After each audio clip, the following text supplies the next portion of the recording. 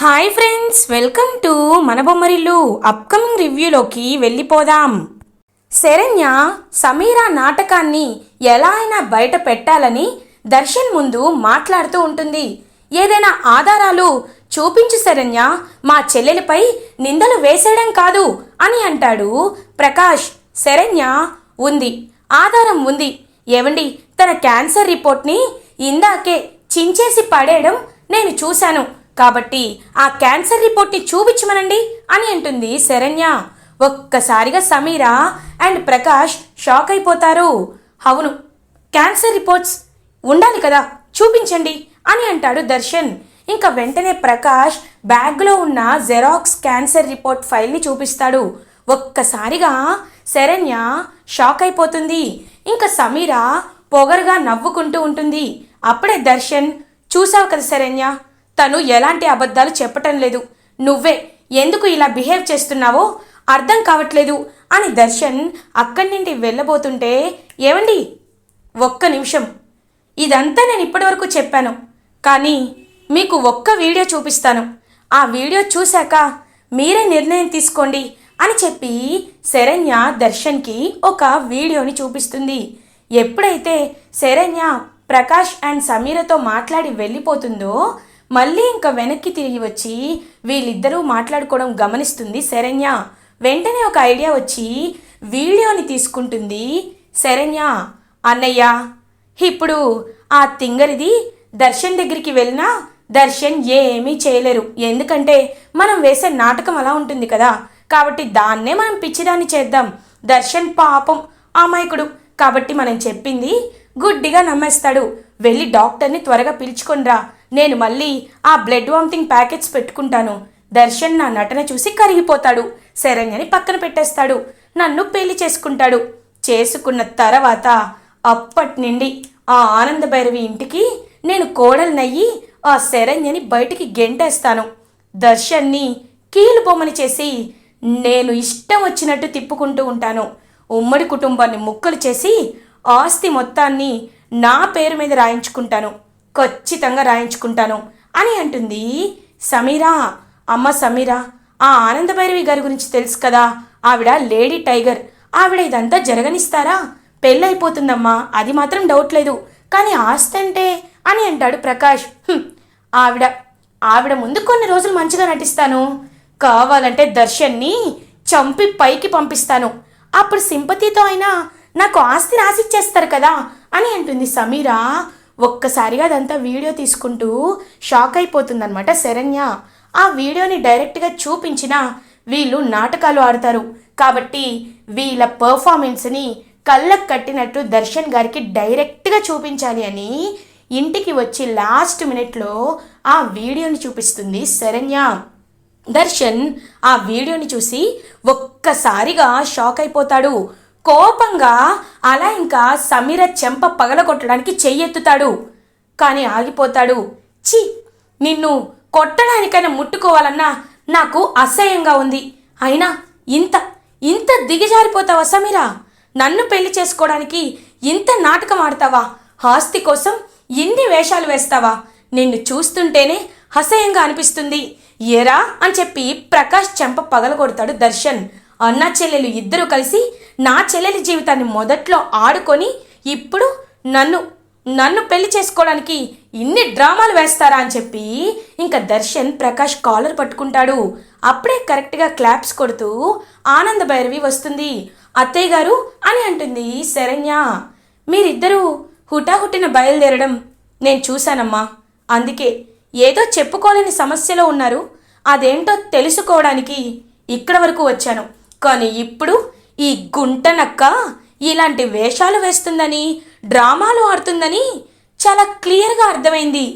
ఏయ్ సమీరా, ఇప్పుడు నాకు నువ్వు నచ్చావు. ఎందుకో తెలుసా? ఎప్పటికైనా నీపై ప్రేమతోనే దర్శన్ ఉంటాడని నాకు కొంచెం అనుమానం ఉండేది. పాపం మా శరణ్యని దర్శన్ బాగా చూసుకోగలడా లేదా అని కొంచెం డౌట్ ఉండేది. కానీ నువ్వు నీ చేత్తో నువ్వే నీ గోతిని తవ్వుకొని పడ్డట్టు నీ నోటితో క్యాన్సర్ నాటకం ఆడి నీ నిజస్వరూపాన్ని నువ్వే బయట పెట్టుకున్నావు. నాన్న దర్శన్, ఈ నాటకం ఎలాగో నిన్ను ప్రేమించిందనే నాటకం కూడా అంతే నాన్న. నిన్ను తను ప్రేమించలేదు, నీ వెనకున్న ఆస్తి కోసం మాత్రమే ప్రేమించినట్టు నటించింది. నీపై స్వచ్ఛంగా ఉన్న ప్రేమ కేవలం శరణ్యది మాత్రమే నాన్న అని అంటారు ఆనందభైరవి. పాపం దర్శన్ ఎమోషనల్గా ఫీల్ అవుతాడు. వెంటనే శరణ్య చేతులు పట్టుకొని, ఐఎమ్ సో సారీ శరణ్య, ఆ రోజు నేను నిన్ను కేవలం ఫ్రెండ్గానే చూస్తాను అన్నాను, ఫ్రెండ్లీగానే ఉంటాను అన్నాను. కానీ ఫ్రెండ్షిప్కి, ప్రేమకి, మోసానికి తేడా తెలుసుకున్నాను. ఇకపై నేను నిన్ను ఒక భార్యగా స్వీకరిస్తాను అని పాపం దర్శన్ ప్రేమగా శరణ్య చేతులు పట్టుకొని చెప్తూ ఉంటే అదంతా వింటున్న సమీర అండ్ ప్రకాష్ చాలా జెలస్గా ఫీల్ అవుతారు. దర్శన్, ఏం చేద్దాం నాన్న, ఇలాంటి పాపులకి ఏ శిక్ష వేద్దాం అని అడుగుతారు ఆనందభైరవి.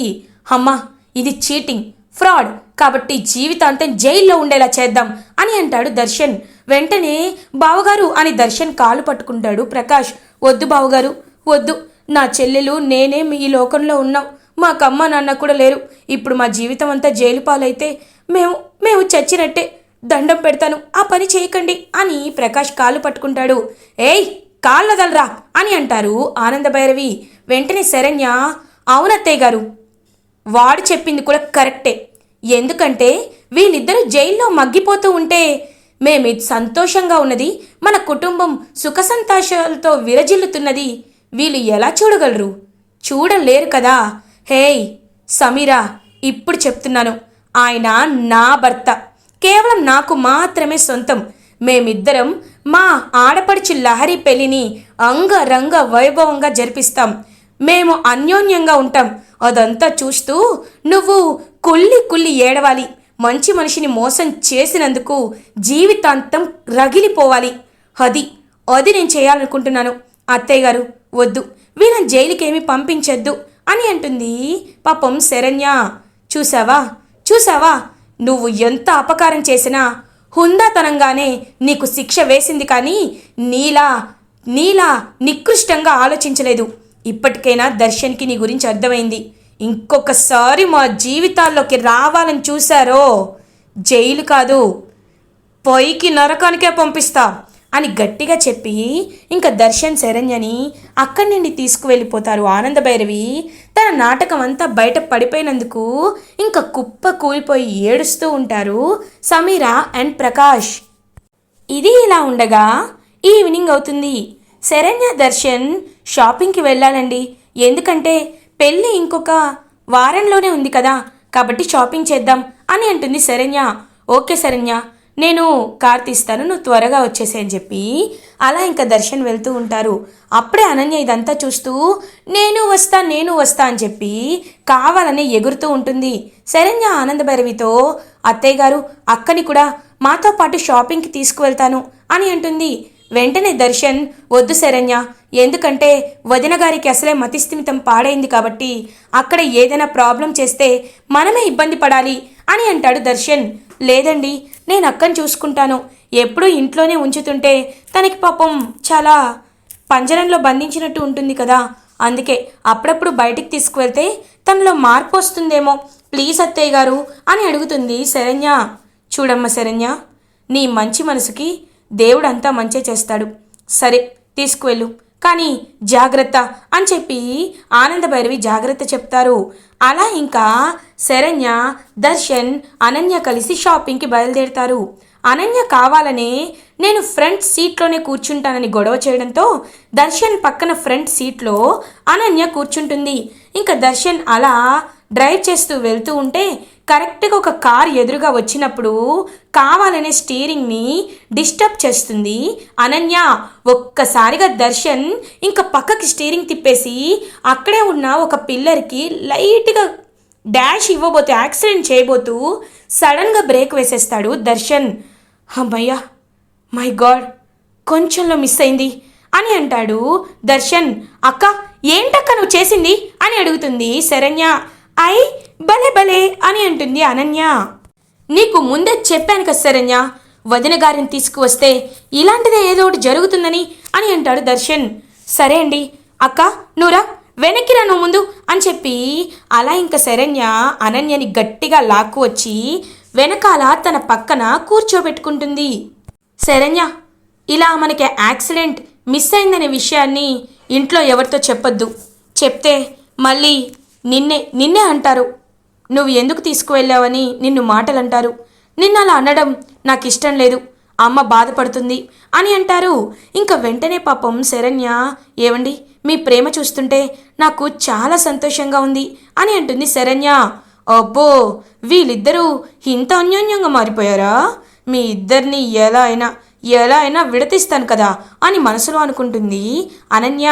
అలా ఇంకా షాపింగ్కి వెళ్ళి షాపింగ్ చేస్తూ ఉంటే అప్పుడే కరెక్ట్గా ఇంకా అనన్య కావాలని మొత్తం డిస్టర్బ్ చేస్తుంటే అనన్యని ఏదో ఒక విధంగా కన్విన్స్ చేసి అలా ఇంకా తీసుకువెళ్ళిపోతూ ఉంటారనమాట ఇంటికి దర్శన్, శరణ్య. అలా ఇంకా ఆనందభైరవి, అత్తయ్య గారు మీకోసం ఒక మంచి శారీని తీసుకున్నాను. నేను మీకు ఎప్పుడూ ఏ గిఫ్ట్ ఇవ్వలేదు, మీరే నాకు ఎప్పుడు నగలు చీరలు ఇచ్చారు. ఇది మీకోసం అత్తయ్య గారు అని పాపం శరణ్య చాలా ప్రేమగా ఒక మంచి శారీని ఆనందభైరవికి తీసుకువెళ్ళి ఇస్తుంది. ఆనందభైరవి ఆ శారీని చూస్తూ మురిసిపోతూ ఉంటారు. వెంటనే శరణ్యని హక్ చేసుకుంటారు. ఇది చూస్తుంటే చాలా సంతోషంగా ఉందమ్మా, రేపు వరలక్ష్మి వ్రతం కదా, ఈ చీరనే కట్టుకుంటాను అని అంటారు ఆనందభైరవి. ఇంకా అనన్య వైపు చూస్తూ ఉంటారు. అనన్య మాత్రం కోపంగా చూస్తుంది.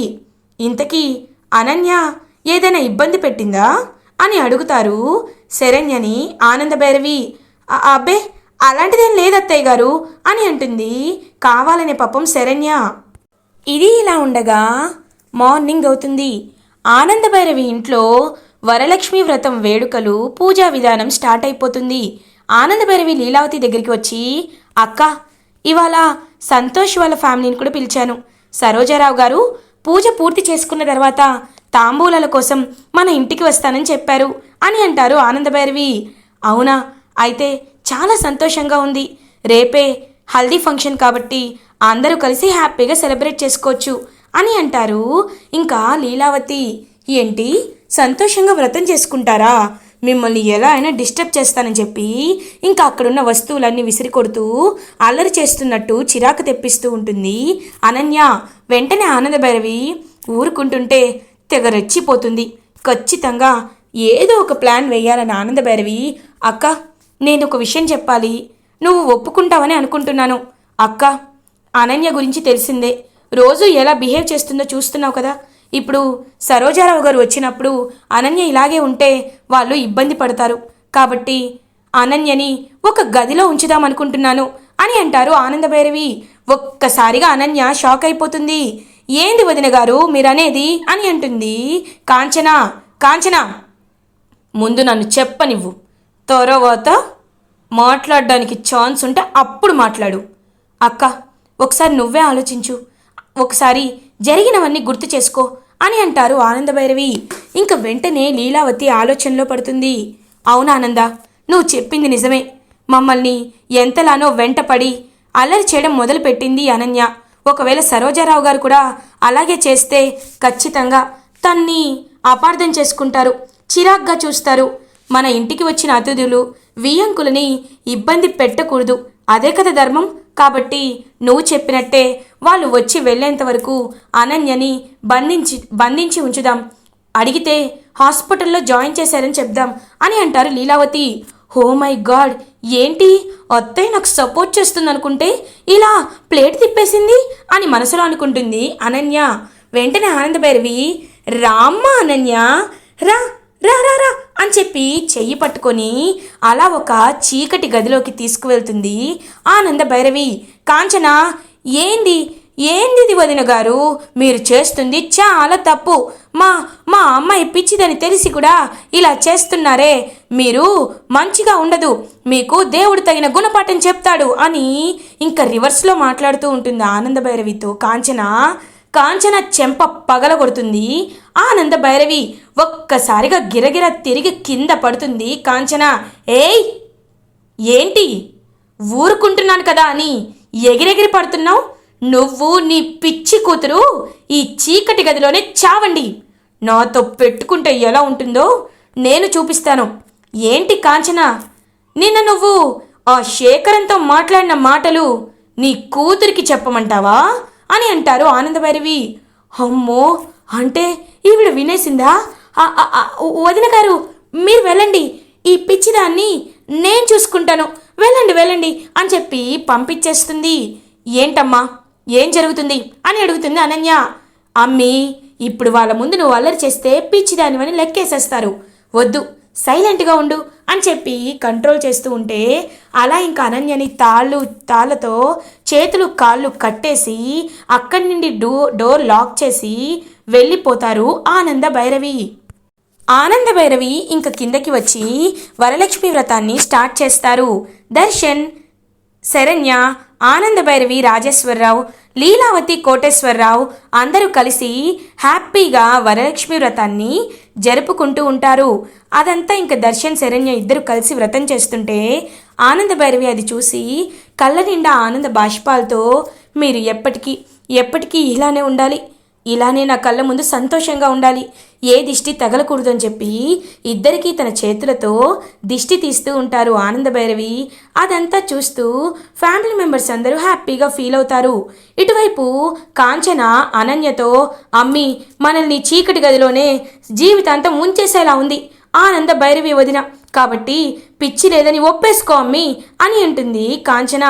అమ్మా, ఎప్పుడు ఏం చేయాలో నాకు బాగా తెలుసు, నువ్వేమీ మాట్లాడద్దు, అయినా ఇప్పుడే కథ పూర్తయిపోలేదు, ఇప్పుడే మొదలవుతుంది. ఆ లహరికి ఇవ్వాల్సిన షాక్ ఇస్తాను.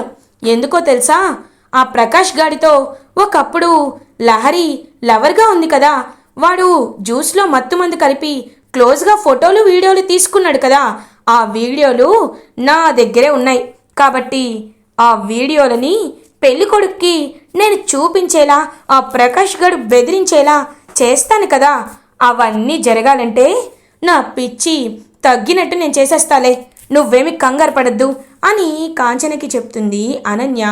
ఇటువైపు సంతోషంగా ఉంటారు సెలబ్రేట్ చేసుకుంటూ వరలక్ష్మి వ్రతాన్ని ఆనంద భైరవి ఫ్యామిలీ. ఇలా ఎపిసోడ్ ఎండ్ అవుతుంది. ఫర్దర్ ఎపిసోడ్ రివ్యూస్ ముందుగా మీకు కావాలి అనుకుంటే మా ఛానల్ని సబ్స్క్రైబ్ చేసుకోండి. Thanks for watching.